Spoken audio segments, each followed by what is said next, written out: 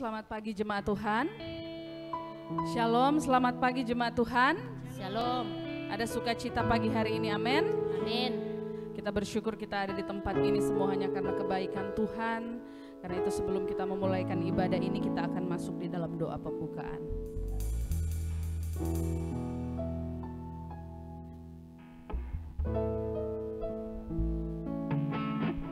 Haleluya, haleluya Yesus. Terpujilah Engkau Bapa yang baik. Terima kasih Tuhan buat pagi hari yang indah ini Tuhan, di mana kami umat-Mu dikumpulkan kembali di rumah-Mu ya Tuhan. Kami rindu untuk memuji dan mengagungkan Engkau Tuhan. Oleh sebab itu ya Bapa, mari Engkau hadir dalam ibadah kami pagi hari ini. Mulai dari awal pertengahan hingga akhirnya, semua kami serahkan dalam tangan kasih-Mu.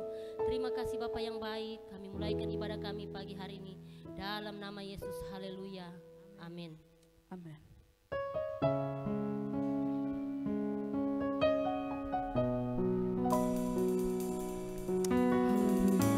Mari kita persiapkan seluruh hidup kita, hati kita untuk memuji Dia.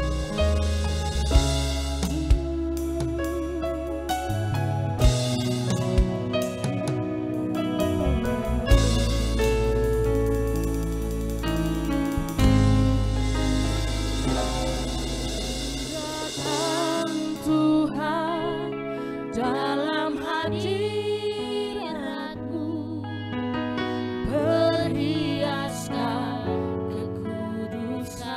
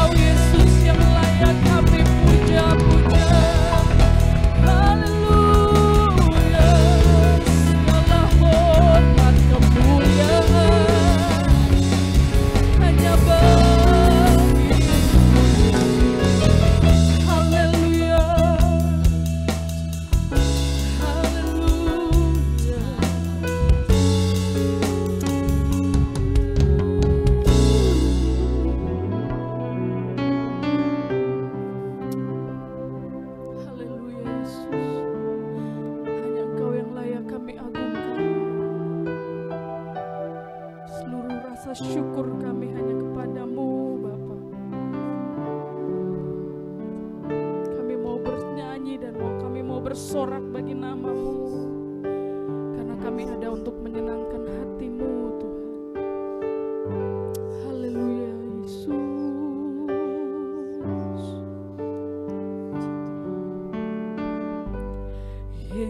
Yesusku, penyelamatku, tiada yang seperti Engkau. Setiap hari ku memuji keajaiban. Mari jemaat Tuhan, saya undang kita untuk bangkit berdiri. Kita nyanyikan pujian ini, penghibur. Penghibur,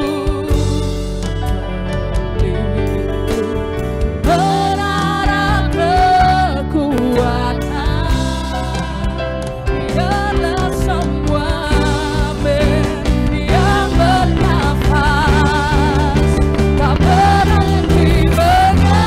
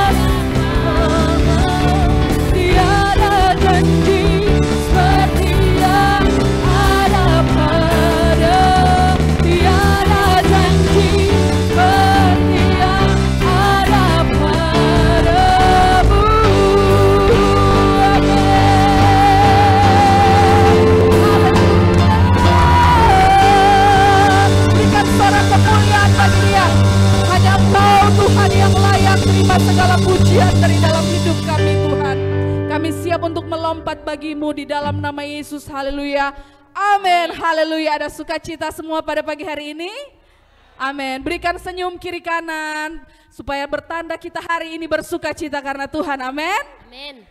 haleluya. Muka-muka bersukacita karena itu kita mau melompat bagi Tuhan, amin, haleluya.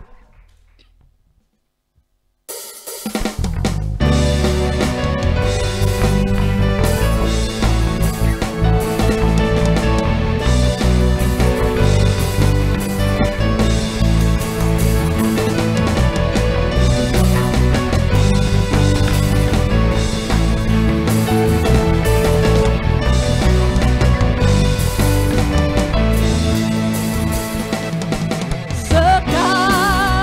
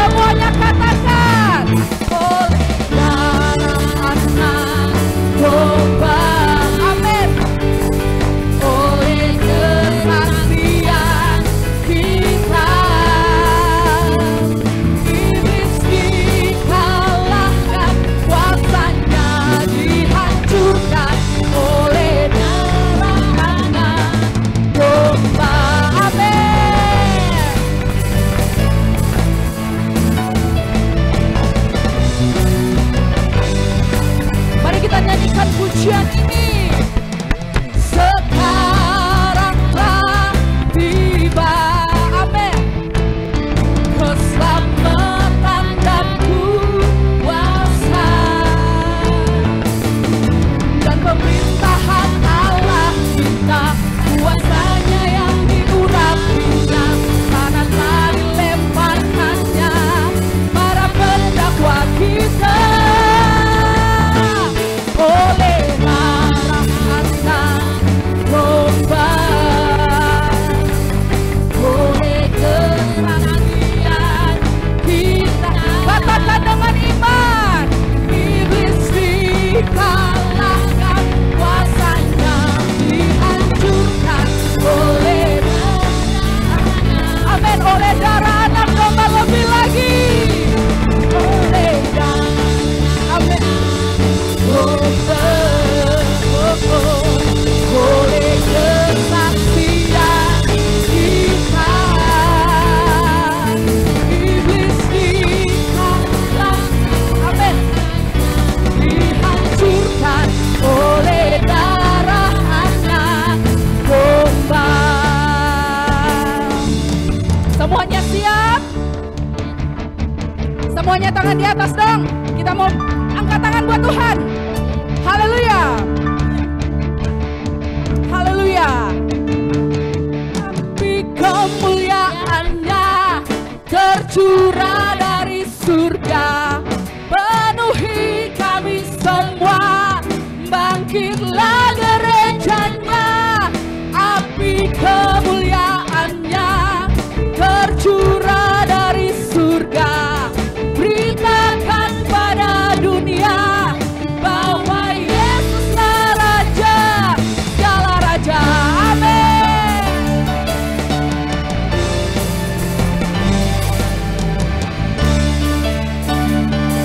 Haleluya.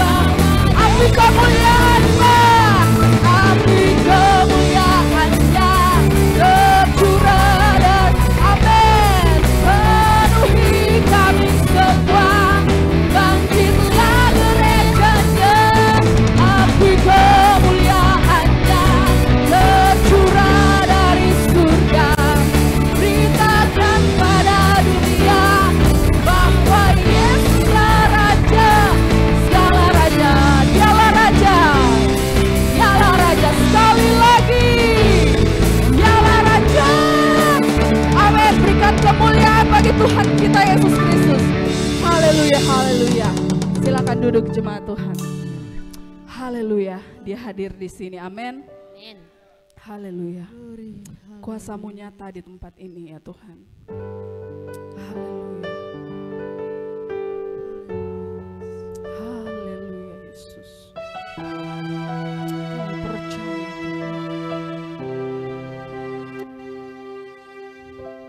Kuasa-Mu nyata di dalam kelemahanku. Amin. Kekuatan menopang seluruh hidupku. Dari mana datang pertolonganku? Hanya Yesus pertolonganku. Engkaulah sumber kekuatan hatiku, tempat persembunyianku. Engkau penolong di saat susahku, tempat perlindunganku. Kebenaran dan perisai di hidupku. Haleluya. Mari kita nyanyikan pujian ini. Kuasa-Mu nyata di dalam kelemahanku. Kekuatan-Mu menopang seluruh hidupku. Dari mana datang pertolonganku? Hanya Yesus pertolonganku.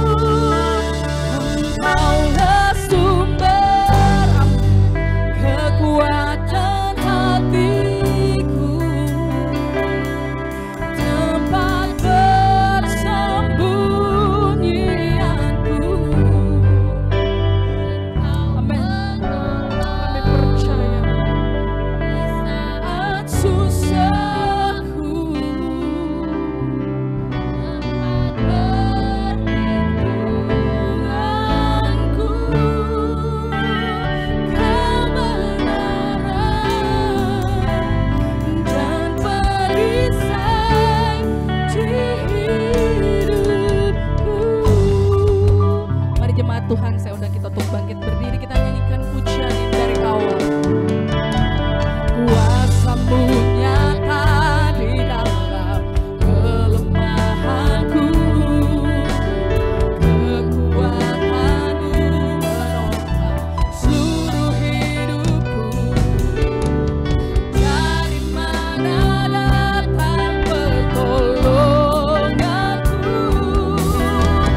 Hanya Yesus pertolonganku.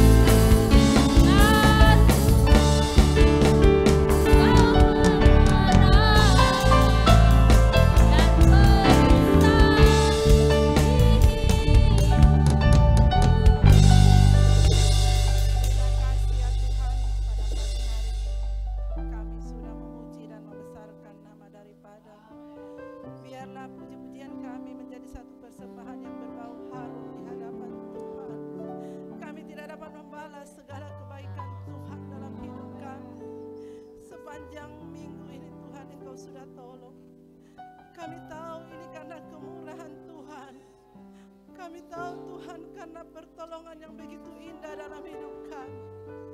Kami saat ini Tuhan hanya memuji akan Engkau untuk membalas segala kebaikan daripada-Mu Tuhan. Oleh sebab itu tiba saatnya kami akan mendengarkan firman-Mu.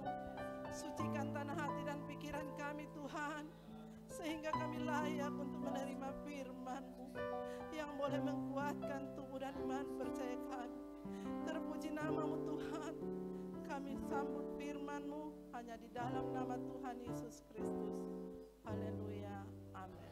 Puji Tuhan, silakan duduk Bapak Ibu Saudaraku. Pagi ini firman Allah akan disampaikan oleh seorang hamba Tuhan GBI dari Kota Amurang, dari Manado ya.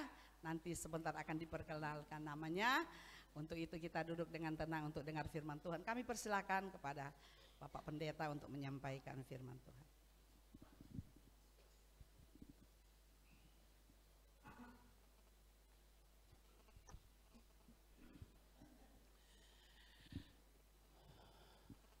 Shalom.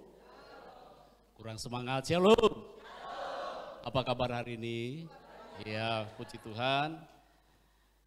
Terima kasih kepada Tuhan tentu yang sudah mengantarkan kami. Saya bersama-sama dengan istri ada di Kota Lubuk. Ya. Nama saya Frankie Munaisehe. Yang jelas kalau begitu asalnya dari Manado.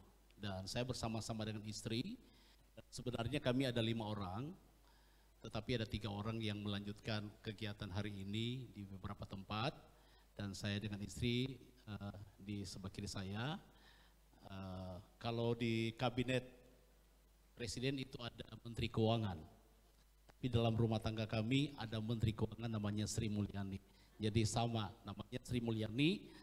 Saya orang Manado, istri saya orang Jawa, jadi Manado Jawa manja. Kami dikaruniai 2 orang anak, laki-laki.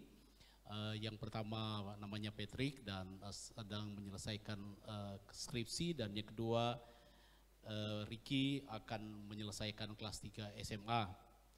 Dan saat ini kami mengembalakan Gereja Bethel Indonesia GBI Gilgal. Ya, Gilgal itu di bawah binaan Pak Juan, Pak Wemogi, dan Pak Priyo Widodo yang mungkin pernah datang ke sini sebagai Ketua Daerah Sulawesi Tengah.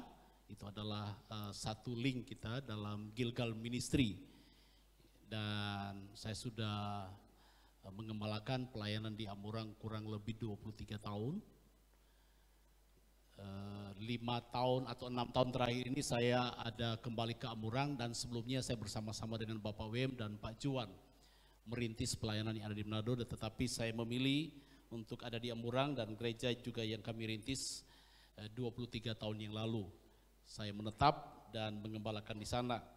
Puji Tuhan, kami sedang berjuang. Kalau Ibu tadi cerita tentang perjuangan di sini, kami juga banyak perjuangan. Ada banyak kesamaan dan ada banyak perjuangan yang kami harus lewati, dan puji Tuhan, segala sesuatu kalau kita fokus kepada Kristus, bukan kepada masalah, selalu akan ada jalan keluar. Yang setuju katakan amin. Ya, di BPD Sulawesi Utara itu saya kurang lebih hampir 20 tahun di BPD Sulawesi Utara, dan hampir saya mendiklatkan 1000 lebih orang calon-calon pendeta, PDM, PDP, dan calon-calon pendeta, dan sampai hari ini saya juga adalah bagian daripada pelaksana diklat secara nasional di bawah BPP, Badan Pengurus Pusat. Jadi saya mendiklat beberapa provinsi untuk calon-calon pejabat gereja, pendeta, PDP, dan sebagainya. Ya, itu saja sebagai perkenalan, dan saya juga sebagai ketua wilayah yang ada di Minahasa Selatan. Saya kira itu cukup karena kita akan lebih fokus kepada firman Tuhan. Saya akan menyampaikan tema firman Tuhan yang merupakan tema dari GBI tahun ini adalah hidup yang berfokus kepada Kristus.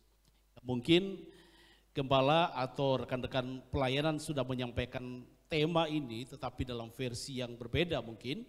Tetapi saya perlu sampaikan ini karena ketika kita menghadapi berbagai masalah, pergumulan, tantangan, Kadangkala kita bukan fokus lagi kepada Kristus, tapi kita lebih fokus kepada masalah. Betul? Bisa saja bahwa ada yang datang ke gereja, bisa saja. Bisa ya dan bisa tidak. Ada yang datang bersekutu di tempat ini, berusaha untuk memenuhi waktu dan beribadah di tempat ini, tetapi fokusnya belum. Ya, bukan saya katakan tidak, belum. Mungkin sedang diarahkan kepada Kristus. Sebab kalau kita fokusnya kepada Kristus, maka ketika kita beribadah, maka kita pasti kita berjumpa dengan Tuhan. Tidak sekedar kita berjumpa dengan manusia. Apalagi kalau misalnya ada gembala dan sebagainya. Nggak enak, nggak nyaman kalau nggak ketemu gembala. Paling tidak orang Manado bilang store muka. Kasih tunjuk, Ibu Gembala, Bapak Gembala kita hadir hari ini. Kira-kira begitu kan? Iya. Jadi fokusnya kita bukan karena kita mau berjumpa dengan Tuhan. Tapi karena kita mau berjumpa dengan seseorang, manusia. Tetapi tahun ini Gereja Bethel Indonesia menyampaikan sebuah tema yang perlu kita perhatikan, yang perlu kita hidupi. Bagaimana kita hidup berfokus kepada Kristus. Amin. Berfokus kepada Tuhan. Bukan masalah, bukan persoalan, bukan tantangan.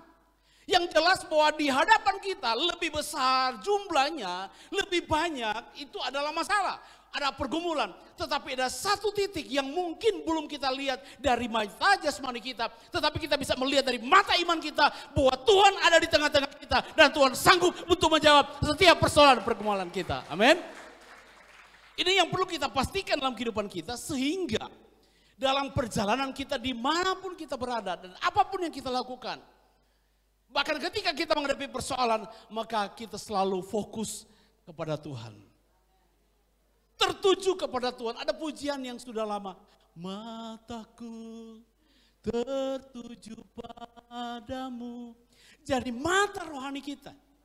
Bukan saja mata jasmani kita. Tetapi mata rohani kita terfokus. Tertuju kepada Tuhan. Orang yang hidupnya berfokus kepada Kristus ditandai dengan gaya hidup atau kebiasaan yang mengutamakan ataupun mengandalkan Tuhan di dalam segala sesuatu yang direncanakan, yang diperbuat ataupun yang dilakukan. Jadi cara kita menilai tentang apakah seseorang itu sedang berfokus kepada Kristus bukan saja dari apa yang dia sudah kerjakan atau dari apa yang dia sudah lakukan. Tetapi bagaimana dia memulai, bagaimana dia memulai merencanakan, bagaimana dia mulai memikirkan. Dari hal yang kecil sekalipun, bagaimana dia sudah mengutamakan Tuhan. Ada pujian mengatakan, yang terutama di dalam hidup ini, meninggikan nama Yesus. Yang terutama adalah Kristus. Dalam Matius 6 ayat 33, firman Tuhan berkata begini, carilah dahulu kerajaan Allah dan kebenarannya, maka semuanya akan ditambahkan kepadamu. Yang setuju katakan amin. Perhatikan teks ini, carilah dahulu, tetapi carilah dahulu kerajaan Allah dan kebenarannya. Kemudian baru ada kalimat yang selanjutnya, maka semuanya itu akan ditambahkan kepadamu. Siapa di sini yang mau selalu ditambahkan, dan ditambahkan oleh Tuhan? Angkat tangan. Tetapi ada syarat mutlak yang perlu dan harus kita lakukan adalah yang pertama, bagian pertama adalah mencari Tuhan. Kita beribadah bukan mencari manusia. Kita bersekutu bukan berjumpa dengan manusia lagi. Memang kita akan berjumpa dengan saudara seiman. Tetapi bagaimana kita berjumpa dan mencari Tuhan. Menemukan Tuhan dalam setiap pencarian kehidupan kita. Apakah kita berjumpa dengan Tuhan itu sangat menentukan juga apakah yang akan kita raih, apakah yang akan kita terima, apakah yang akan kita dapatkan. Kalau kita tidak mencari maka kita tidak akan menemukan. Carilah dahulu kerajaan Allah. Pertama dikatakan kerajaan Allah. Ini berbicara tentang sebuah situasi tempat kerajaan Allah. Tetapi hal yang penting di sini yang perlu Bapak Ibu Saudara catat adalah dan kebenarannya. Ada banyak orang datang ke gereja. Senang dia ke gereja. Tapi pada waktu kebenaran disampaikan, dia belum tentu bisa menerima kebenaran itu. Karena apa? Karena kebenaran akan melucuti dosa. Karena kebenaran akan menegur dosa. Menemplak dosa. Apalagi kalau sudah ditegur. Yang suka tersinggung ketika sampaikan firman Tuhan. Dia singgung Pak kita. Ini pendeta ini gembala ini. Lah kita kan datang di gereja. Kita mau ketemu dengan Tuhan. Kita mau mendengarkan Tuhan berbicara kepada kita. Dan ketika Tuhan berbicara kepada kita itu dalam sebuah kebenaran. Firman Tuhan. Yang tujuannya itu adalah memberikan nasihat. Menguatkan kita, menegur kita. Mengajar kita, melatih kita. Itu kan. Tapi kadang-kala ketika kebenaran disampaikan. Kita nggak siap. Kita mulai marah. Kita mulai kecewa. Kita tersinggung. Tasoni mau di gereja. Itu gembala, itu pendeta, itu pengkhotbah, itu penginjil. Kurang dah singgung pak kita. Itu orang Manado bilang, Mars ini kamu ada tahu toh, ngerti kan maksud saya. Sehingga dibilang, pokoknya mulai minggu depan saya ke gereja lah. Padahal firman mengatakan, carilah dahulu kerajaan dan kebenarannya. Hal yang penting yang saya temukan di sini adalah kata kebenaran. Karena kalau kita bicara tentang kebenaran, itu berbicara tentang Kristus sendiri. Paulus mengatakan dalam Kolose pasal 3 ayat 1 sampai 2. Karena itu kalau kamu dibangkitkan bersama dengan Kristus, carilah perkara yang di atas di mana Kristus ada, duduk di sebelah kanan Allah. Kemudian ayat yang kedua, pikirkanlah perkara yang di atas bukan yang di bumi.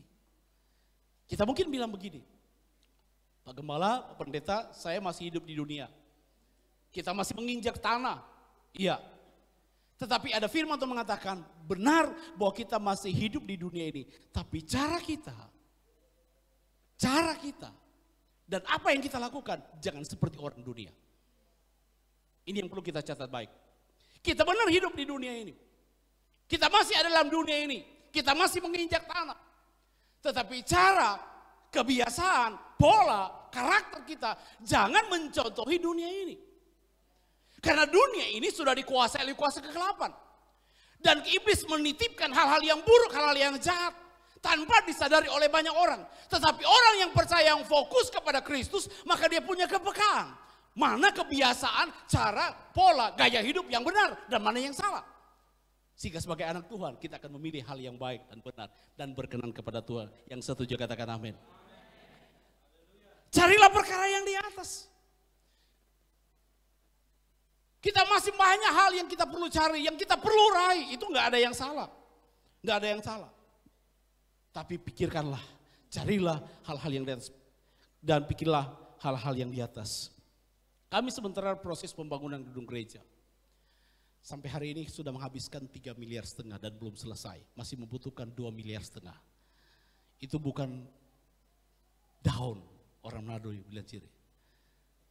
Sudah 3,5 miliar. Waduh Tuhan, kemarin ditelepon, Pak, orang tua Roni kami, dia bukan bilang Pak, sorry. Frankie gimana, kamu pembangunan di sana gimana? Wah pokoknya kita bersabarlah. Iya. Saya bilang untuk menyelesaikan secara fisik saja itu butuh 1,5 miliar. Belum isinya itu kurang lebih 1 miliar, jadi 2,5 miliar lagi. Kami membangun gereja dari modal 2,5 juta. Kami tidak pernah meminta-minta kemana-mana. Kami tidak jalankan leis, tidak pernah orang Manado bilang dola-dola di jalan. Tidak pernah. Kami duduk di kaki Tuhan. Kami fokus kepada Kristus. Istri saya meragukan, 2,5 juta mau bangun gedung gereja yang pada waktu itu kita perkirakan sekitar 3 miliar. Pembangunannya sekitar 3 miliar. Tapi karena inflasi melonjak harganya semuanya, sekarang ya diperkirakan bisa jadi ya 5 miliar ya, 5 miliar lebih. Itu bukan hal yang mudah bagi kami di Amurang. Kota kecil, tapi kalau sudah ada sampai hari ini oleh karena anugerah Tuhan. Iya. Kami tiba-tiba punya akses bisa ke presiden, menerima bantuan dari presiden. Kami tidak perlu harus ke pemerintah mengemis-ngemis, tapi pemerintah yang datang. Menawarkan, mau nggak dibantu. Ya. Jadi bukan kami yang mencari, tapi pemerintah justru yang cari. Cara Tuhan terlalu banyak. Kalau kita kefokus kepada Tuhan, cari perkara yang di atas, maka Tuhan akan berperkara dalam kehidupan kita. Kalau mungkin Bapak Ibu sudah dengar, kelihatannya asik, tapi nggak tahu kan bagaimana prosesnya. kami menangis. Kami berseru, kami berteriak, Tuhan ini gimana caranya? Hari ini, sampai hari ini, Tuhan masih menolong. Itulah sebabnya tetap pikirkanlah perkara di atas dan carilah perkara-perkara yang di surga. Dan bukan yang ada di bumi. Bumi itu urusan Tuhan. Urusan kita, halo, urusan kita di mana? Surga. Pikirkanlah tentang Tuhan. Pikirkanlah tentang kerajaan Allah. Di bumi itu urusan Tuhan. Tuhan sanggup menggunakan banyak orang, banyak cara untuk memberkati kita. Satu saat kami tiba-tiba ditelepon oleh seseorang yang ya beberapa waktu yang lalu kami sering melayani dia ketika datang ke Manado. Ya, kami melayani ya istilahnya ke dalam dunia usaha, entertain dia. Layani sedemikian rupa, jemput di bandara, kita ajak makan, dia ajak kemana-mana, jalan-jalan. Ya singkat cerita, seorang pengusaha besar kemudian balik lagi ke Jakarta, dia tidak pernah menitipkan apa-apa. Tapi di saat kami butuh, tiba-tiba gembala senior kami mengatakan, Frankie, ada namanya Jimmy, ingin menitipkan uang untuk pembangunan. Satu kali memberikan langsung 350 juta. Itu bukan main-main. Taburan kita. Kalau kita cuma mikir di bawah, Tuhan ini gimana? Mungkin 3 tahun lagi bergumul, Tuhan ini gimana? Pikirkanlah Tuhan. Tuhan sanggup. Katakan Tuhan sanggup. Nah, bagaimana cara kita menjalani kehidupan yang berfokus kepada Kristus? Sehingga menghasilkan dampak yang signifikan, yang luar biasa, baik bagi kehidupan kita maupun kehidupan orang-orang di sekitar kita. Ada 2 hal. Jadi bagaimana cara kita menjalani kehidupan yang berfokus kepada Kristus? Ada 2 hal. Yang pertama adalah sederhana, tetapi ini bukan hal yang mudah untuk kita lakukan seharusnya, sebenarnya maksudnya. Hiduplah dalam pengenalan akan Allah secara benar. Hiduplah dalam pengenalan akan Allah secara benar. Kita lihat dalam Filipi pasal 3 ayat yang keempat dan beberapa ayat selanjutnya saya akan bacakan. Dan saya berharap Bapak Ibu Saudara mulai melihat beberapa bagian atau teks ayat ini untuk kita renungkan. Sekalipun aku juga ada alasan untuk menaruh percaya pada hal-hal lahiriah. Jika ada orang yang lain menyangka dapat menaruh percaya pada hal-hal lahiriah, aku lebih lagi.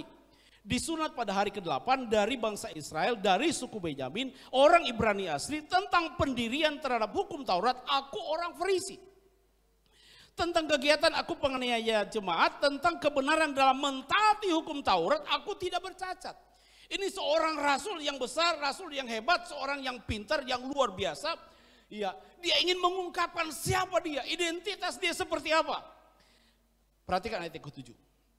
Tetapi apa yang dahulu merupakan keuntungan bagiku, sekarang kuanggap rugi karena apa? Karena Kristus.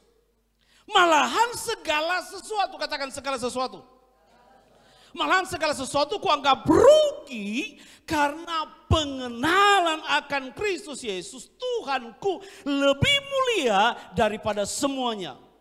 Oleh karena dialah aku telah melepaskan semuanya itu dan menganggapnya sampah supaya aku memperoleh Kristus dan berada dalam dia bukan dengan kebenaranku sendiri karena mentaati hukum Taurat, melainkan dengan kebenaran karena kepercayaan kepada Kristus, yaitu kebenaran yang Allah anugerahkan berdasarkan kepercayaan. Ayat yang ke-10 perhatikan. Yang ku kehendaki ialah mengenal dia dan kuasa kebangkitannya dan persekutuan dalam penderitaannya, di mana aku menjadi serupa dengan dia dalam kematiannya. Visi Gereja Bethel Indonesia secara kualitas itu adalah bagaimana menjadi seperti Kristus. Itu visi Gereja Bethel Indonesia. Nah, karena ini sudah jadi GBI, maka perlu tahu kami sebagai orang BPP, bidang diklat, pusat selalu di mana-mana. Ya, saya kebetulan mengajar di beberapa provinsi tentang calon-calon pendeta dan sebagainya. Selalu saya sampaikan, jangan kita terkecoh dengan yang namanya kuantitas. Kita perlu kuantitas, tapi gereja itu adalah organisme. Itu yang pertama. Hal yang penting yang perlu kita sadari, gereja itu ada organisme, tapi gereja juga adalah organisasi. Sebagai organisme, maka kita harus melihat gereja itu dan visi Gereja Bethel Indonesia adalah menjadi seperti Kristus. Kemudian visi kuantitas itu berbicara tentang jumlah, banyak. Pendiri Gereja Bethel Indonesia berharap, merindukan tentang lahirnya atau hadirnya 10.000 jemaat yang ada di seluruh Indonesia. Dan GBI sudah ada di 27 negara. dan sudah menjadi gereja terbesar di Indonesia. Dengan jumlah jiwa kurang lebih hampir 3 juta lebih, ya, dari seluruh. Jadi kalau mau ditanya gereja terbesar, salah satu gereja terbesar Indonesia itu gereja apa? Gereja Betel Indonesia. Hanya saja karena GBI itu terpencar di mana-mana. Kalau kita di Sulawesi Utara yang paling banyak kan Kemim gitu ya. Ya kita enggak apa-apa. Tapi di Sulawesi Utara kita sudah hampir kurang lebih 400 sidang. Sudah 400 GBI yang ada di Sulawesi Utara. Oke, kita kembali. Paulus ingin menguraikan begini. Bahwa dia punya CV, kurikulum vitae. Dia punya riwayat yang luar biasa, yang dia bisa banggakan.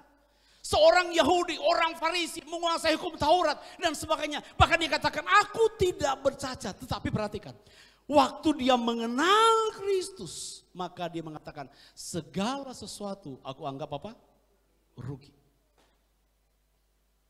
Segala sesuatu kita bisa anggap rugi atau kita anggap tidak berguna lagi untuk tujuan yang sesungguhnya dalam kehidupan kita kalau kita sudah mengenal Kristus. Ada banyak orang bertanya kepada saya, kenapa Pak Franky mau jadi pendeta atau gembala? Saya bilang, sebenarnya saya tidak pernah berpikir, saya tidak pernah merencanakan, saya tidak pernah bermimpi untuk jadi pendeta. Bahkan di masa kecil saya, dalam sebuah komunitas kecil dengan anak-anak remaja, pernah bertanya, Frank, kamu kalau mau besar jadi apa? Kita bilang, mau jadi penjahat. Kenapa? Karena saya terobsesi dengan film yang jahat. Saya terobsesi dengan bos-bos yang mafia yang hebat-hebat, yang mereka punya kekuasaan, mereka bisa melakukan apa saja. Saya terobsesi seperti itu. Tapi Tuhan punya cara yang luar biasa. Dan Tuhan atur sedemikian rupa, saya berada di sebuah pekerjaan itu membuat saya semakin meningkat sebenarnya dalam profesi dan sebagainya. Tetapi Tuhan panggil saya. Ketika Tuhan panggil saya melarikan diri. Melarikan diri kemana? Ke timur-timur. Itu terjadi tahun 90. Jadi saya sudah lari ke timur-timur tahun 90. Tapi di sana Tuhan panggil saya. Itu pun saya banyak tawaran untuk pekerjaan. Saya punya potensi untuk bekerja, tetapi saya memilih untuk menjadi melayani Tuhan. Karena apa? Bukan karena semata-mata panggilan, karena itu benar-benar Tuhan punya rencana dalam kehidupan saya. Itulah sebabnya saya sampai hari ini apapun yang terjadi, ya saya tetap mau melayani Tuhan. Paulus kembali dalam cerita kita. Dia punya daftar. Kalau Bapak Ibu sudah perhatikan dari ayat 4, 5, dia punya daftar siapa dia. Kemudian ayat 7 dikatakan yang merupakan keuntungan bagi dia. Tapi ketika dia berjumpa dengan Kristus, maka dianggap rugi. Ayat 8, malah segala sesuatu ku anggap rugi. Semuanya dianggap rugi karena pengenalan akan Kristus Yesus Tuhanku lebih mulia. Orang bangga bisa kenal dengan banyak orang. Ya, kita bisa bangga kenal dengan sebanyak-banyaknya orang. Orang-orang penting, itu tidak ada yang salah. Itu sesuatu anugerah buat kita. Tapi kalau itu kita jadikan sebagai alasan dan landasan untuk kita melakukan hal-hal yang penting dalam kehidupan kita, kita menjadi salah. Pengenalan yang benar kepada Allah itu bukan berbicara tentang fasilitas. Itu bukan berbicara tentang profesi, itu berbicara tentang kekayaan, kehebatan kita dan sebagainya, keberhasilan, keunggulan, dan banyak hal. Dan itu tidak semuanya tidak bisa memberikan jaminan bagi kita bahwa kita bisa mengenal Tuhan. Karena sebenarnya Paulus dia bisa beralasan bahwa dia mengenal Tuhan. Tapi dia belum mengenal Tuhan, dia baru mengenal hukum. Kalau boleh saya katakan ada banyak orang yang beragama, dia baru beragama, ya, dia memiliki agama. Tapi dia belum memiliki Tuhan. Makanya kita selalu merenungkan tentang agama itu tidak akan pernah menyelamatkan kita. Kekristenan pun tidak akan pernah menyelamatkan kita. Yang menyelamatkan kita siapa? Kristus, itu aja. Karena Yesus di dunia ini dia tidak pernah membawa agama. Dia tidak pernah menciptakan agama. Dia tidak perlu agama. Tapi Yesus bawa dalam dunia, akulah jalan, akulah kebenaran, akulah hidup. Tidak ada kata agama di situ. Kalau engkau mau jalan sampai kepada tujuan, ikuti jalanku. Kalau engkau hidup benar, ikutilah kebenaran. Maka Yesus mengatakan, akulah kebenaran. Kalau engkau akan hidup dalam sebuah kehidupan yang kekal, ikutlah aku. Karena akulah hidup. Akulah jalan kebenaran dan hidup. Yang perlu kita perhatikan bahwa sekalipun kita punya status jabatan sosial dalam gereja, mau pendeta, mau gembala, pelayan khusus, dan pejabat-pejabat yang lain dalam gereja, apakah itu sudah menjadi seolah-olah kita sudah berkenan kepada Tuhan? Enggak. Apakah kita rajin beribadah itu sudah bisa menjadi jaminan bahwa kita sudah mengenal Tuhan? Belum. Matius 7:21-23 memberikan gambaran, menjawab semua pertanyaan-pertanyaan kita. Karena Yesus memberikan sebuah pernyataan yang sangat tegas kepada orang-orang yang ada di sekitar dia, yang mengikuti dia. Ketika Yesus mengatakan bukan setiap orang yang berseru kepadaku Tuhan, Tuhan yang akan masuk dalam kerajaan surga, melainkan dia yang melakukan kehendak Bapakku yang di surga. Ayat yang ke-22, pada hari terakhir banyak orang akan berseru, Tuhan, Tuhan, bukankah kami bernubuat, mengusir setan, mengadakan banyak mujizat demi namamu juga. Pada waktu itulah aku akan berterus terang kepada mereka dan berkata, homologeso. Membuat sebuah pernyataan dan berterus terang, tidak ada lagi yang disembunyikan. Aku tidak pernah mengenal kamu, hanyalah engkau, nyala daripadaku kamu sekalian pembuat kejahatan. Bayangkan kita melayani bertahun-tahun, kita sudah memberi dengan banyak, kita sudah berkorban waktu dan banyak hal lain lagi. Kemudian ketika kita berjumpa dengan Tuhan dan Tuhan tiba-tiba berkata kepada kita, aku tidak kenal kamu. Orang Manado bilang menangis Bombay. Dia merengek-rengek, dia mau baojo, orang Manado bilang, Tuhan tidak mau peduli. Dia bilang, Tuhan saya sudah melakukan mujizat. Jangan lupa, iblis juga bisa lakukan itu. Dan itu sudah terjadi sejak masa perjanjian lama. Karena orang-orang pada masa Musa itu pun yang berlawanan dengan Musa, mereka bisa melakukan mujizat. Tapi waktu saya menyampaikan ini bukan berarti saya anti mujizat. Saya hidup ini oleh karena mujizat. Saya hidup ini adalah mujizat, saudara. Saya bertobat ini mujizat juga. Karena hari di mana saya bertobat itu adalah hari di mana saya masih mabuk, masih bajudi. Mujizat karena satu malam saja saya dilawat oleh Tuhan, besoknya totalitas perubahan terjadi. Luar biasa. Ada orang tunggu 1 tahun atau 1 bulan, 2 bulan, 3 bulan, lepaskan rokok, lepaskan minuman keras, lepaskan judi, melepaskan pergaulan yang buruk, itu butuh waktu. Tapi minta maaf, waktu itu saya dijamah lawat oleh Tuhan. Benar-benar saya tidak punya keinginan lagi untuk melakukan hal-hal yang jahat seperti itu. Itu mujizat loh. Padahal saya tadi katakan pernah berpikir untuk menjadi seorang penjahat. Jadi kalau kita memberikan alasan, saya sudah melayani Tuhan bertahun-tahun, sudah banyak berkorban untuk Tuhan.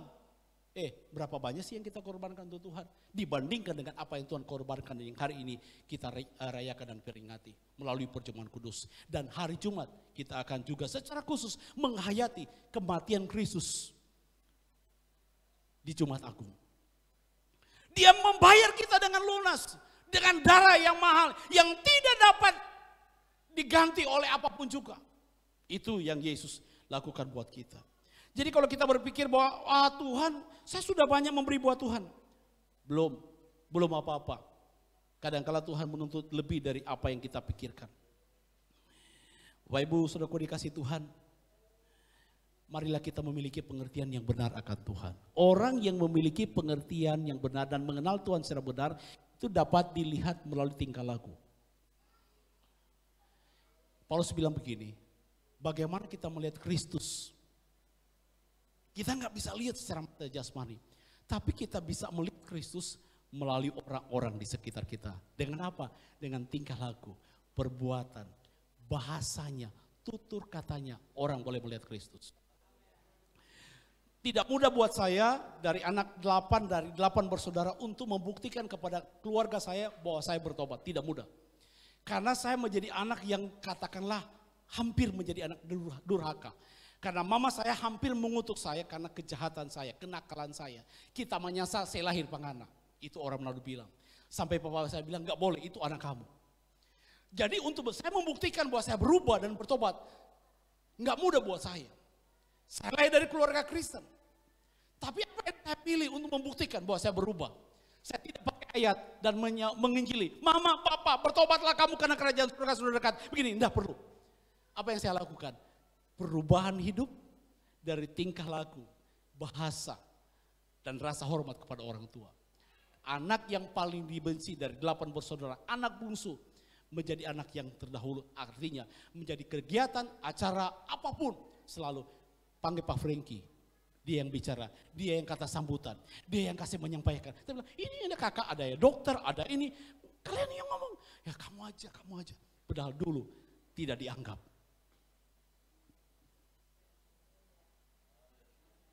Saudara mau kekristenan itu bisa berdampak? Kehidupanmu bisa menjadi model. Orang lihat Kristus lewat hidupmu. Engkau berdagang, batoko, mau di mana, mau di pasar. Cara engkau melakukan, menjalani kehidupanmu itu akan menentukan orang itu ikut engkau. Dari saya, ponakan-ponakan hanya banyak yang masuk sekolah teologi. Itu pertama-tama dari saya. Jadi Bapak Ibu Saudaraku dikasih Tuhan, marilah kita mengenal Tuhan dengan lebih lagi. Poin yang berikut terakhir. Yang kedua, bagaimana supaya kita hidup berfokus pada Kristus, mengutamakan perkenanan Tuhan daripada manusia. Paulus lebih mengutamakan perkenanan Tuhan. Kalau dia mau coba mencari perkenanan manusia, dia bisa dapat. Tapi dia lebih mencari perkenanan Tuhan. Paulus ini katakan dia berkorban di dalam ayat yang ke-8. Filipi pasal 3 ayat yang ke-8.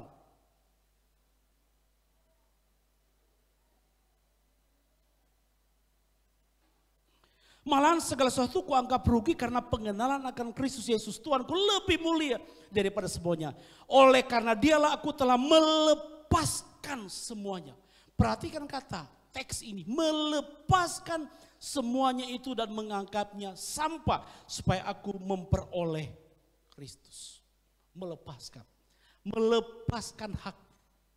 Saya bersaksi sedikit beberapa hal penting, mungkin ada kaitannya dengan sini. Kami mengalami 2 fase yang cukup penting, krusial dalam pelayanan, secara khusus dalam pengembalaan. Di Manado kami sudah punya gedung yang sudah dibangun dan itu sebetulnya menjadi ikon buat Manado. Kami akan bangun gedung gereja itu tahun 2000. Kita akan mau bangun sebuah gereja yang khusus Bahtera. Jadi gambarnya Bahtera. Dari jauh kelihatan itu kalau jadi itu bagus sekali. Tapi tiba-tiba jadi masalah juga, Bu. Jadi masalah yang pemilik tanah tiba-tiba dia minta lagi itu tanah. Waduh. Singkat cerita, saya komunikasi kebetulan gembala senior kita Pak Wem. Dia bilang, Frank gimana Frank? Ya saya bilang, gimana Pak Wem, gini aja Pak Wem. Saya meminta mobilnya, saya meminta atau sound systemnya buat saya, untuk kita mulai perintisan baru. Tapi yang menarik Pak gembala senior kami, dia cuma bilang, Frankie sudah, jangan mengambil apa-apa. Serahkan sama pada orang. Tapi Pak Wem, saya yang berontak. Tapi Pak Wem, orang yang susah, orang susah amat. Dia cuma bilang, serahkan aja ke Tuhan. Semuanya. Ya oke, akhirnya singkat cerita kami mulai lagi merintis gereja baru. Merintis dan akhirnya membangun gereja, ya cukup besar kalau Bapak Ibu Saudara jalan ke Jalan Tol ke Manado, kita bangun di sana. Sudah full dan sebagainya, sudah selesai. Nilainya hampir miliar juga. Selesai, tiba-tiba Pak Wem tanya ke saya, Frank, kamu mau pilih Amurang atau pilih Manado? Nah, Amurang itu belum terbangun, masih tanah, kemudian gereja itu masih dalam bentuk rumah. Ya, itu yang saya rintis, tapi saya ke Manado merintis bersama-sama lagi dengan beliau, akhirnya membangun gedung gereja. Dan dia sebagai orang tua rohani tentu berharap untuk misalnya dia akan memberikan yang terbaik buat saya. Sebagai orang yang mendampingi dia dalam pelayanan. Waktu ditanya, kamu mau pilih mana? Saya bilang, Pak Wem, saya mau pilih Amurang. Apa kamu gak salah? Kalau Amurang itu tanah ada, gereja masih rumah dan kamu harus pugar, bongkar, butuh biaya besar dan sulit gitu. Tapi kalau Manado, kamu sudah tinggal terima. Kita punya security ada 2, ada cleaning service 2. Pokoknya saya istilahnya tinggal duduk, menikmati. Ruangannya semua AC, ya fasilitas-fasilitas yang lain sudah ada. Itulah, saya karena fokusnya kepada Kristus, kalau saya mau samakan dengan tema ini. Enggak, saya bukan itu. Saya tetap memilih Amurang. Istri saya agak berontak. Orang lain pilih juga yang so jadi, so tinggal duduk, so nyaman. Tapi gembala senior saya tetap, gimana Frank? Saya bilang, enggak, saya tetap Amurang. Dia kasih kesempatan 1 tahun lagi. Kamu mikir, kamu doa. 1 tahun berikut saya tanya, kamu pilih mana? 1 tahun berikut dia tanya, Frank kamu pilih mana? Amurang. Ya sudah, kalau kamu pilih Amurang. Tapi kamu harus kerja keras di sana, no problem. Melepaskan hak. Enggak mudah loh. Iya, enggak mudah. Dikasih 1 kilo emas, deng 1 juta. Bapak ibu saudara pilih mana? Halo, mau nanya. Saya bicara ini bukan bermaksud terlalu sombong, tapi istri saya adalah saksi. Orang banyak teman-teman, kenapa Pak Frankie memilih itu? Saya bilang, kalau saya cuma berpikir tentang namanya uang, materi, saya tidak perlu jadi pendeta. Saya tidak perlu jadi gembala. Loh, saya kerja di dunia sekuler saja sudah dalam posisi yang bagus. Saya dipromosikan dalam posisi yang lebih tinggi. Artinya secara material saya bisa menemukan itu. Dan saya bisa menikmati itu. Tetapi bukan itu yang menjadi tujuan saya dalam hidup. Karena Tuhan sudah mengubah kehidupan saya. Saya berani melepaskan hak. Paulus, dia berani melepaskan hak. Tujuannya adalah apa? Berkenannya dia di hadapan Tuhan. Mungkin ada di antara bapak ibu saudara yang Tuhan tanya kepada kita. Kita memilih Tuhan atau kan cuma sebalik. Orang mau pilih Tuhan atau hantu? Tuhan atau kuasa yang lain. Dunia ini. Tapi kalau kita mau fokus kepada Kristus, maka kita akan memilih Tuhan. Dan ada harga yang harus kita bayar. Dan harga itu bukan mahal lagi, tapi sangat mahal. Yesus mati di atas kayu salib, di Golgota. Ya. Itu harga yang mahal sekali. Dia bukan cuma 1 orang yang dia tebus, tapi seluruh orang yang ada dalam dunia ini dia tebus. Yesus dalam tugasnya di dunia ini, kalau dia cuma mencari popularitas, sudah lama dia dilantik sebagai raja. Tapi dia memilih lari untuk dia tidak dilantik sebagai raja. Bahkan dia memilih mati dan menderita. Oleh karena apa? Karena dia sedang fokus dengan yang namanya panggilan Bapa. Melakukan misi Bapa, melakukan misi surga. Lalu gimana? Percuma dong nanti. Ada satu waktu kita bisa dipermuliakan oleh Bapa di surga. Jadi kalau Bapak Ibu Saudara hari-hari ini sedang berpikir merenungkan tentang hidup, ya supaya tetap berkenan kepada Tuhan, lakukanlah apa yang menjadi kehendak Tuhan. Maka ada berkat Tuhan. Carilah dahulu kerajaan Allah dan kebenarannya, maka semuanya akan diberikan kepadamu. Amin. Semuanya, saya kalau bersaksi terlalu banyak saksi, tetapi waktu yang singkat, ya saya nggak bisa banyak cerita. Nanti mungkin siapa tahu ada waktu yang kedua, saya ada kesempatan datang, kita akan berbicara lagi. Karena berkat Tuhan yang saya terima begitu luar biasa, yang tentunya saya bisa bagikan kepada Bapak Ibu Saudaraku yang kasih Tuhan. Saya kira demikianlah yang bisa saya sampaikan. Tuhan Yesus memberkati kita semuanya, dan saya serahkan kepada Ibu Gembala.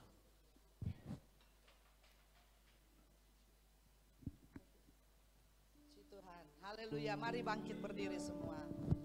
Haleluya, kita sudah dengar kebenaran firman Tuhan yang luar biasa pada saat ini. Mari kita mau pikirkan perkara-perkara yang di atas, yang datangnya dari Tuhan. Dia yang mengatur setiap langkah hidup kita. Berserah kepada Tuhan, kita fokuskan kehidupan kita kepada Tuhan. Hanya Dia yang sanggup dapat menolong saudara dan saya. Haleluya, Tuhan yang sudah berkorban, mati di atas kayu salib, sehingga kita boleh diselamatkan oleh Tuhan. Kita akan masuk dalam perjamuan asa yang kudus. Haleluya, ku telah mati dan tinggalkan cara hidupku yang lama. Kita nyanyi pujian ini.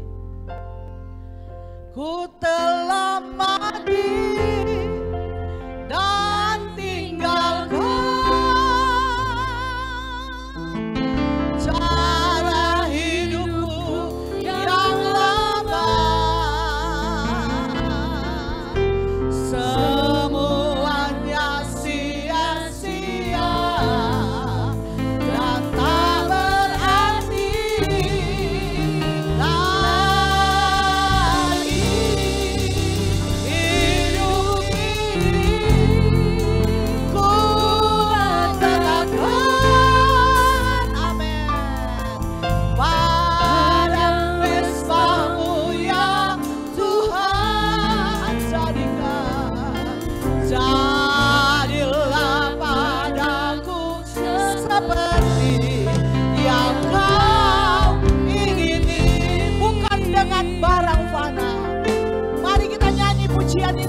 sungguh-sungguh kepada Tuhan. Bukan dengan barang fana. Haleluya, haleluya. Terima kasih buat keselamatan. Terima kasih buat pengorbanan Yesus untuk kami. Amin. Dengan darah yang mahal, tiada noda dan celah, tiada noda dan celah. Bukan dengan emas, bukan dengan emas perak. Kau membayar, kau menebus hidupku. Haleluya. Oleh segenap kasih dan pengorbanan darah dan pengorbanan. Mari kita angkat kedua tangan. Haleluya. Ku telah tinggalkan setiap sifat tingkah laku yang lama, cara yang lama. Fokuskan ke depan, semuanya sia-sia dan tak berarti lagi. Hidup ini kami letakkan kepadamu Tuhan. Terima kasih Tuhan. Padang mesbamu ya Tuhan. Jadilah padaku seperti yang Kau. Sekali lagi kita nyanyi pujian ini. Haleluya. Ku telah mati. Renungkan kebaikan Tuhan. Terima kasih Tuhan. Haleluya. Haleluya. Semuanya sia-sia dan tak berarti.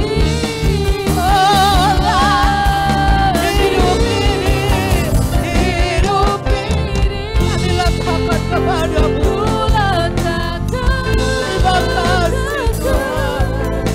Padang mesbamu ya Tuhan. Jadilah padaku seperti yang Kau. Sementara kita nyanyi pujian ini bagi pelayan-pelayan Tuhan, persiapkan diri untuk dapat melayani jemaat. Mari maju ke depan dan tinggal sambil jemaat renungkan kebenaran firman yang sudah kita dengar. Terima kasih Tuhan. Semuanya amin. Terima kasih. Amin. Haleluya. Oh, hidup kami letakkan kepadamu Tuhan. Kami letakkan hidup kami kepadamu. Amin.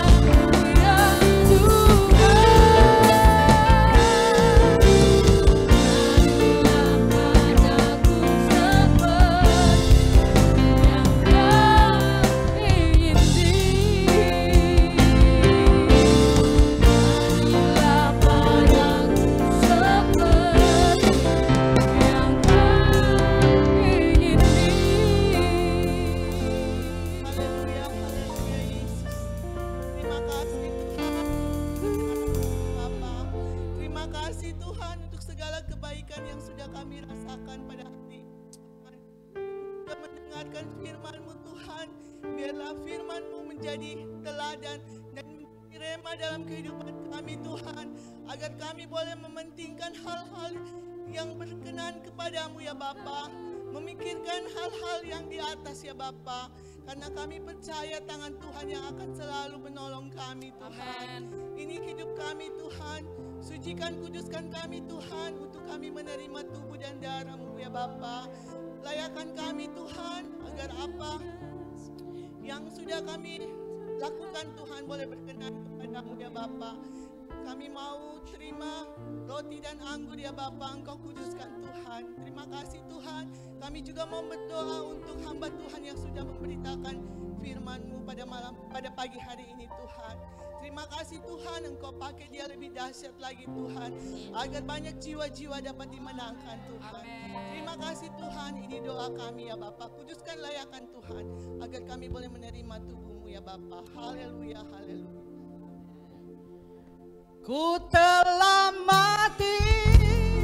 Silakan duduk jemaat. Haleluya. Cara hidupku yang lama, semuanya sia-sia dan tak berarti lagi. Hidup ini ku letakkan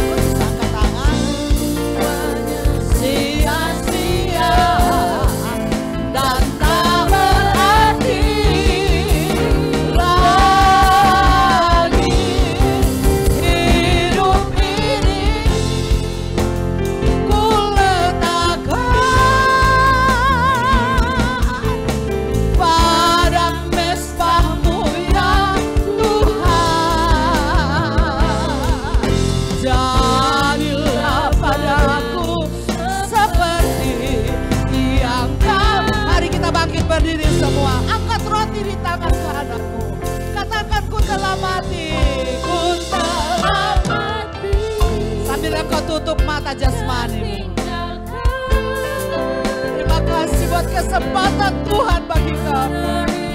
Kami boleh menyatu dengan tubuh dan darah. Semua berkat kemurahan dan kebaikan. Terima kasih Tuhan.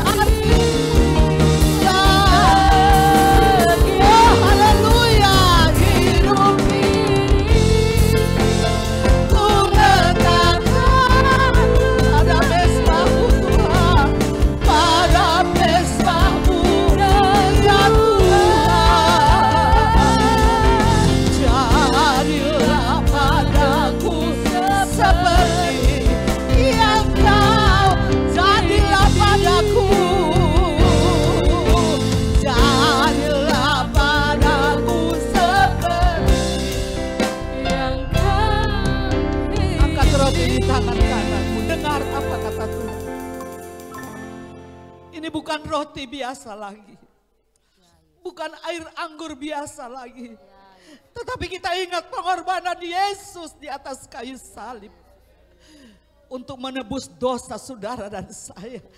Jangan sia-siakan hidupmu.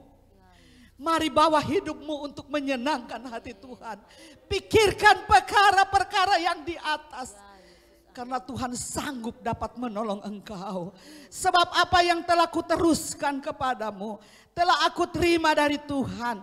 Yaitu bahwa Tuhan Yesus pada malam waktu ia diserahkan mengambil roti. Dan sesudah itu ia mengucap syukur atasnya. Ia memecah-mecahkannya dan berkata, inilah tubuhku yang diserahkan bagi kamu. Perbuatlah ini menjadi peringatan akan aku. Kita makan roti ini dengan iman. Di dalam nama Yesus.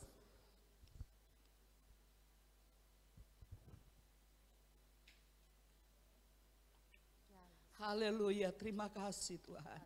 Angkat cawan anggur, haleluya.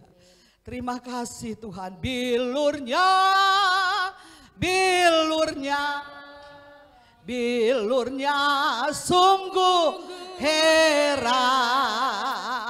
Bilurnya, bilurnya membawa kesembuhan.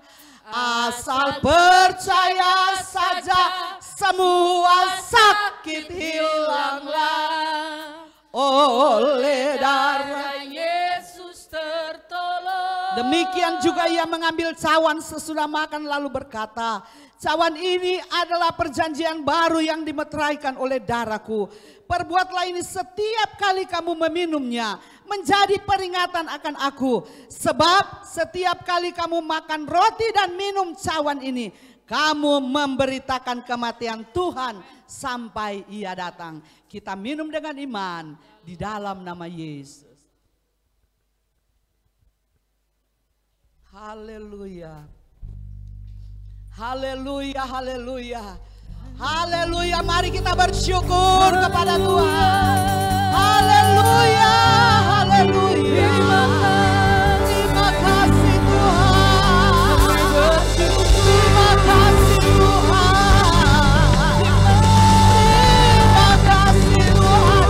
Semua menyembah, semua bersyukur kepada Tuhan. Haleluya.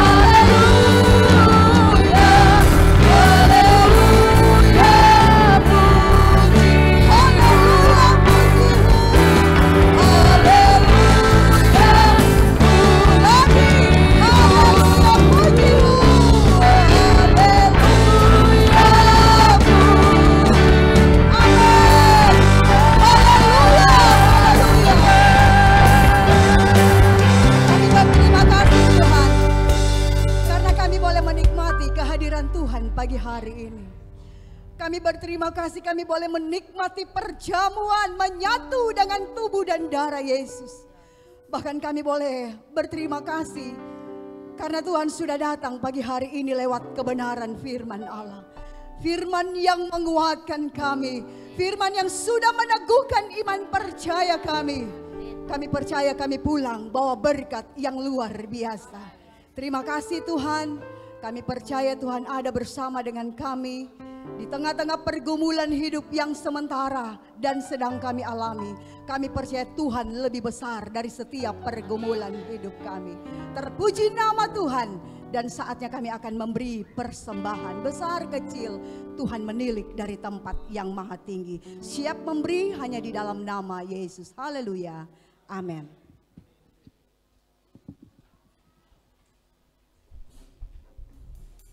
Puji Tuhan, kita sudah diberkati dengan kebenaran firman Tuhan dan saatnya kita akan berkorban buat pelayanan pekerjaan Tuhan. Persembahan yang pertama akan dibawa di depan dan persembahan yang kedua akan dijalankan bersama dengan diakonia karena ini merupakan minggu yang pertama di bulan yang baru. Akan ada persembahan untuk diakonia di kantong yang warna hitam, nanti akan dijalankan oleh petugas pundi. Dan milik Tuhan dan persembahan yang pertama akan dibawa di depan. Mari kita nyanyikan satu pujian dan jemaat Tuhan dari sebelah kiri saya yang akan bawa lebih dahulu.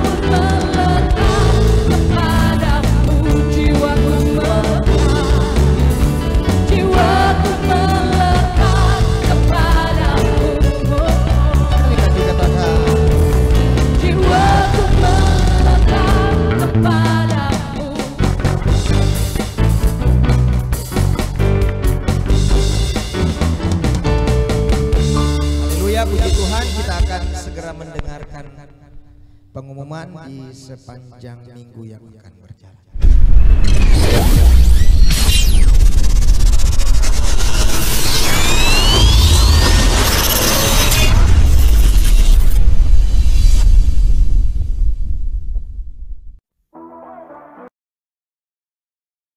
Shalom jemaat yang dikasihi Tuhan.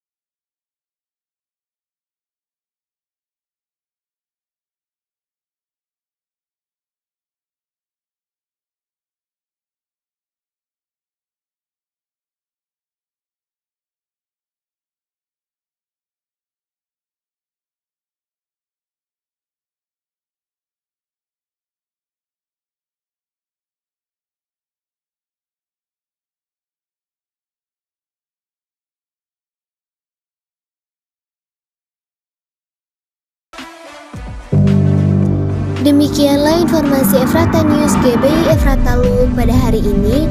Tuhan Yesus memberkati dan shalom. Yang Efrata Family 3 tadi tidak ada pesuara. Itu keluarga pastori. Jadi di pastori terserah mau bagiannya Ibu Gembala, bagiannya saya atau bagiannya Musa, terserah. Cuma Musa itu dia Efrata Family 2 dia. Tidak bisa dia ditaruh di Efrata Family 3. Cimin mau marah. Haleluya. Ada tambahan pengumuman Bapak Ibu jemaat Tuhan, perhatikan di hari Kamis makanya tidak ada Pro-M itu malamnya karena kita ada undangan di Graha Pemda itu ada ibadah KKR yang akan dilayani oleh hamba Tuhan Pastor Jacqueline Selos. Jacqueline Selos seorang hamba Tuhan yang Tuhan pakai sebagai seorang penyanyi juga dulunya. Jadi Bapak Ibu jemaat Tuhan kita terundang di sana dalam ibadah KKR oleh Gereja Pusat Pantekosta Indonesia Jemaat Sion Luwuk, GPPI Sion Luwuk akan mengadakan acara itu. Jadi Bapak Ibu jemaat Tuhan yang punya kesempatan bisa hadir di Graha Pemda Banggai. Itu tanggal 6 hari Kamis malam, DP besok tanggal 7 April. Ibadah kita juga ada di sana. Jadi setelah mereka kita akan masukkan alat untuk persiapan ibadah pada besok harinya di Graha Pemda Banggai. Jadi kita tanggal 7 nanti tidak ibadah di sini tapi kita akan ibadah di tempat yang besar. Graha Pemda Banggai itu ibadah cuma 1 kali. Jadi pagi dan malam kita tidak akan ibadah 2 kali, ibadah cuma jam 9 pagi karena tadi jam 12 itu kita akan mengadakan ibadah Padang Paskah yang akan dilaksanakan di Jalan Baru. Jadi Bapak Ibu jemaat Tuhan dia masih, saya tidak tahu itu masih masuk Desa Bunga atau sudah masuk Desa Lowu. Iya, jadi tempat yang lalu yang sudah kita pernah pergi, cuma mungkin iya dari sini arah sebelah kanan. Jadi Bapak Ibu jemaat Tuhan mungkin yang tidak tahu nanti bisa tanya jemaat yang lain atau tolong bisa baku bawa. Nanti baku bawa ke tempat ke sana. Iya ada spanduk juga jalan yang baru. Saya mau jelaskan juga mungkin ada beberapa jemaat yang belum sempat lewat ke sana jadi saya agak bingung. Ada beberapa jemaat nanti urusan setelah ibadah ini nanti dijelaskan. Ya Bapak Ibu jemaat Tuhan setiap Efrata Family dan wadah yang ada harus mempersiapkan diri untuk lomba-lomba. Saya akan beberapa lomba supaya setelah ini ketua-ketuanya itu bisa mempersiapkan timnya untuk dapat mengikuti setiap lomba yang ada. Ini saya cuma diminta tolong oleh panitia Paskah. Jadi yang pertama ada lomba makan pisang. Itu akan diikuti oleh Efrata Family 1 sampai 4. Youth dan Pro-M masing-masing akan diwakili 2 orang. Makan pisang. Ingat cuma pisang, tidak pakai DP yang lain-lain. Cuma pisang. Tapi ada makan siang.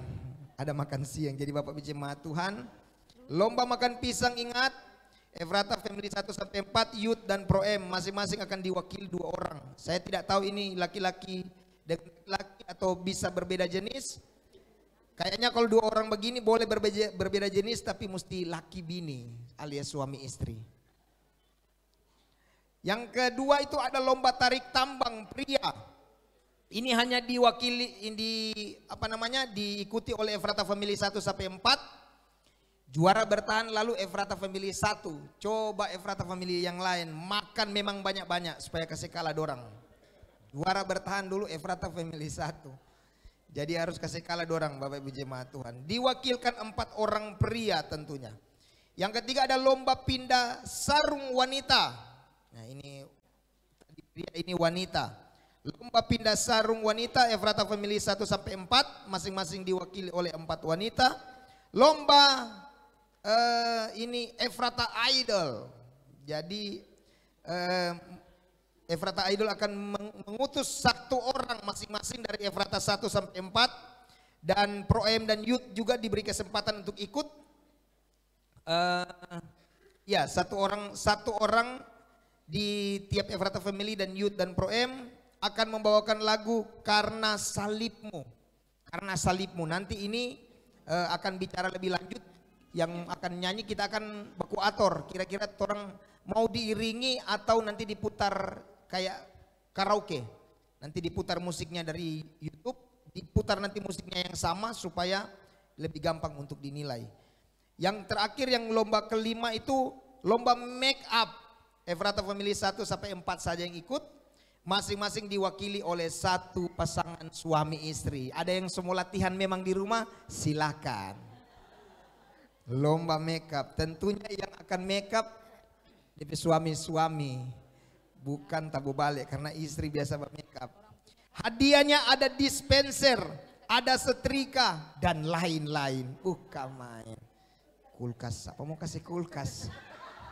Siapa mau relakan kulkas yang di rumah?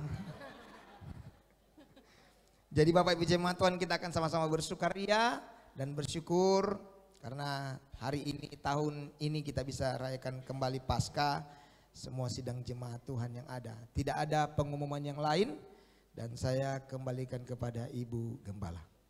Puji Tuhan. Beriman, siapa tahu ada kulkas ya. Karena tahun lalu ada kulkas dan Jalan Sehat juga ada kulkas. Masa ini hari besar tidak ada kulkas. Saya rasa kulkas 2 pintu setelah ini ya. Iya, kemarin 1 pintu, kemarin dulu 1 pintu.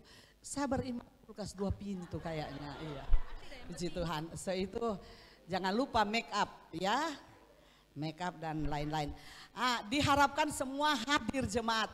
Jangan takut ada makanan ya. Bagi jemaat baru ya Pak Eben istri anak-anak, ada Pak Metro istri, tidak usah sedia makanan, nanti terang yang sedia makanan karena mereka ada urus anak kecil ya. Dan semua jemaat pergi. Jadi ibadah dulu di Geraha Pemda semua digabung jadi satu. Jadi tidak ada ibadah pagi, tidak ada ibadah malam, kita gabung satu di Geraha Pemda. Tahu semua Geraha Pemda? Tahu ya, tahu toh. Yang orang kejaksaan ini tahu barangkali orang Pak Eben barangkali tahu juga Geraha Pemda ya, lewat-lewat. Ya, jadi jam 9 tepat ibadah kematian Yesus Isa Al-Masih jam 9 pagi hari Jumat. Nah, selesai ibadah itu jam 12. Jadi selesai ibadah langsung pulang ke rumah, jangan dulu makan, ganti baju saja dan langsung ke lokasi untuk ibadah Padang. Nah, mungkin Bapak Ibu Saudara sudah nak mau pulang dari ibadah siang, tidak usah pulang, boleh bawa memang di oto, ya baju di oto nanti ganti di sana boleh, ya. Ada di sana bisa berenang anak-anak, orang-orang tua juga bisa berenang. Jadi tidak usah pulang lagi. Kalau Pak Metro dan istri anak-anak cucu tidak usah lagi pulang ke sana, langsung bawa saja baju di mobil, ya baju di mobil. Pak Cihali jauh sekali, tidak mungkin pulang di Koyoan jauh, ya bawa saja baju memang di mobil, nanti ganti di sana supaya yang tidak lambat.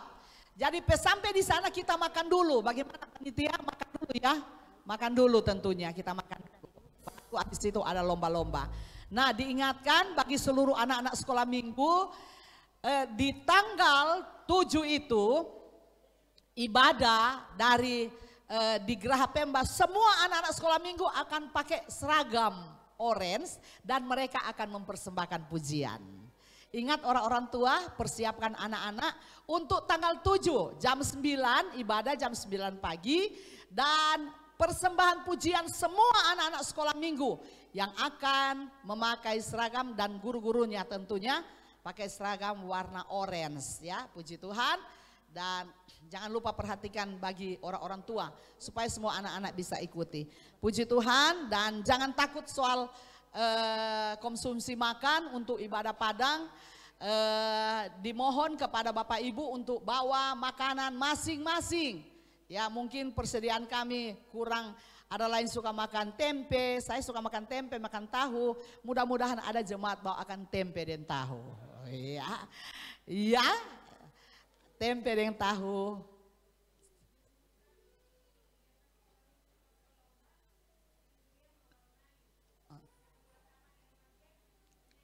Ya.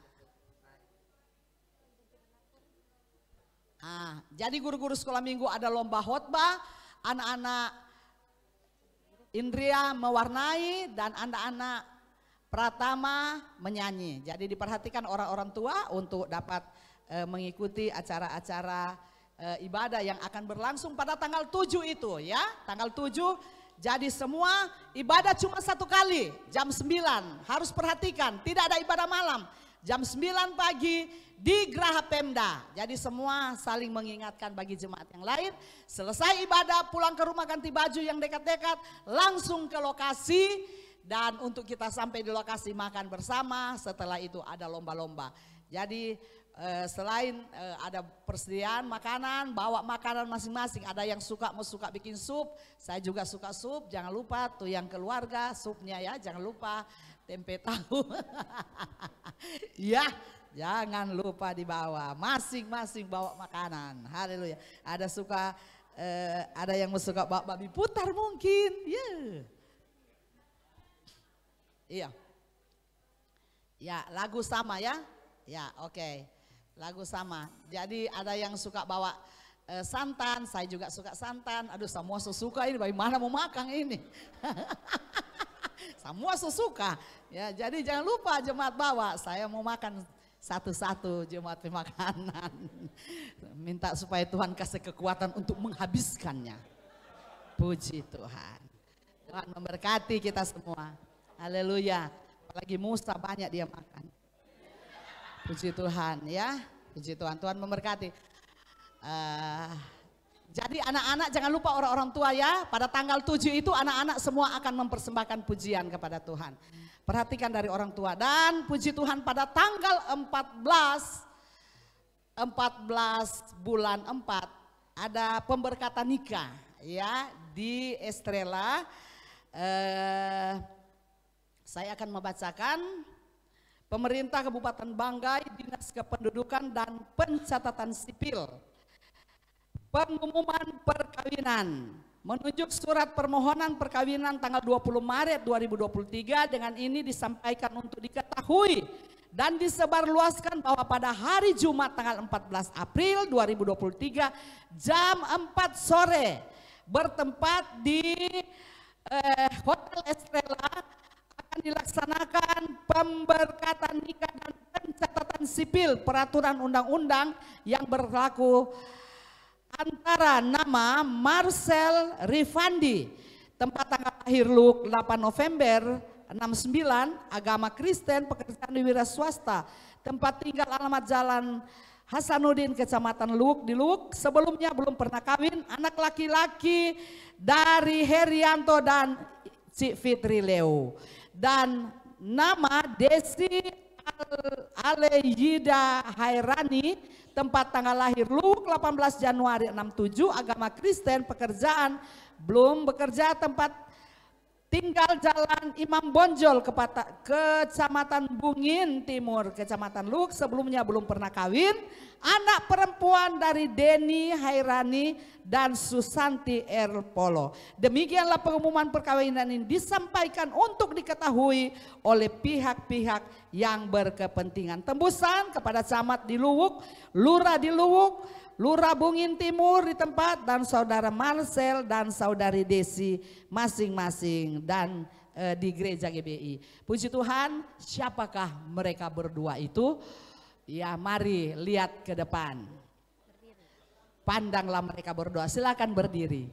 Ya, berdiri Jo. Ya, berdiri. Ya, ini orang dua pengantin. Ya, mari kita tepuk tangan. Lihat ke belakang. Lihat ke belakang. Lihat ke belakang. Ya. Silakan duduk ya. Ini cowok anaknya dari Cik Fitri. Baru ini Desi, keponakannya dari Ko Feki Peko Pe anak. Ya. Jadi mereka akan diberkati di Estrella. Tentunya jemaatnya nak mau undang semua kasihan. Ya, pasti undangan terbatas karena dorang dua ini, dua-dua belah pihak banyak keluarga. Jadi kalau nyak diundang ya jangan pergi ya. Nanti yang ada undangan.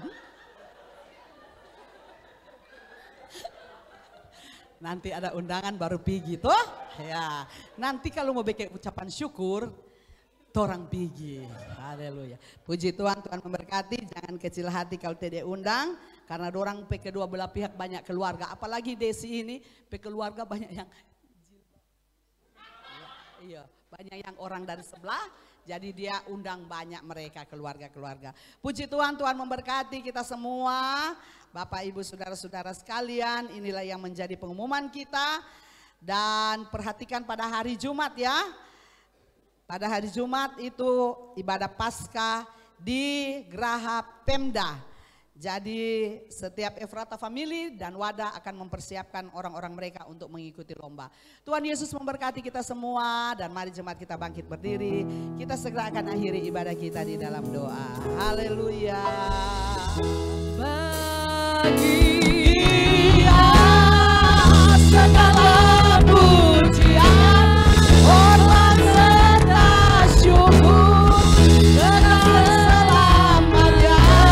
Bagi Dia segala pujian, hormat serta syukur selama-lamanya.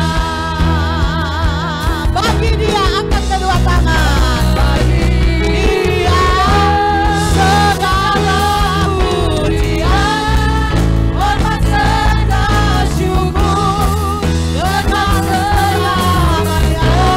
Bagi Dia segala pujian, hormat serta syukur selama-lamanya. Angkat kedua tangan untuk terima berkat. Pulang dan bawalah berkat Tuhan, yaitu berkat damai dan sejahtera dari Allah Bapa di sorga, berkat kekuatan, berkat kesehatan, berkat umur panjang, berkat kelimpahan, berkat kemenangan dari setiap persoalan masalah. Kasih dari Tuhan Yesus, persekutuan dari Roh Kudus tinggal menyertai kita sekalian. Mulai hari ini Maranatha, Yesus datang pada kali yang kedua, bawa kami semua masuk dalam kemuliaan yang kekal. Kami akhiri ibadah raya yang pertama di dalam nama Tuhan Yesus Kristus. Yang percaya katakan, ku bersyukur. Duduk dulu, jangan dulu ada yang pulang. Ya, kita bersyukur kepada Tuhan. Nanti dulu pujian ini baru kita keluar ya. Amen. Ku bersyukur padamu, aku ketika yang besar. Ku bersyukur padamu Bapa.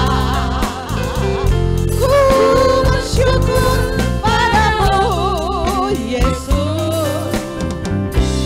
Ku bersyukur padamu Roh Kudus ketikanya. Bapak Ibu silakan duduk dulu dengan pengumuman. Terima kasih banyak buat jemaat yang sudah mendoakan saya sehingga saya boleh kembali dengan selamat di Kota Luk. Nanti Dedi pada minggu depan karena masih banyak pelayanan di GBI bahkan di Gereja Betani, jadi nanti minggu depan Dedi sedatang. Dan terima kasih kepada Bapak Pendeta Jeffrey Munaisehe, Frankie ya. Frankie di sini ada Munaisehe juga, pendeta GPDI, tapi di 2 jam dari sini. Namanya Pak Beni Munaisehe. Ya, barangkali keluarganya nanti datang ulang terembak pasti di sana. Ya, Tuhan Yesus memberkati kita semua. Selamat. Bukan kali ini juga, nanti Pak akan datang lagi ulang.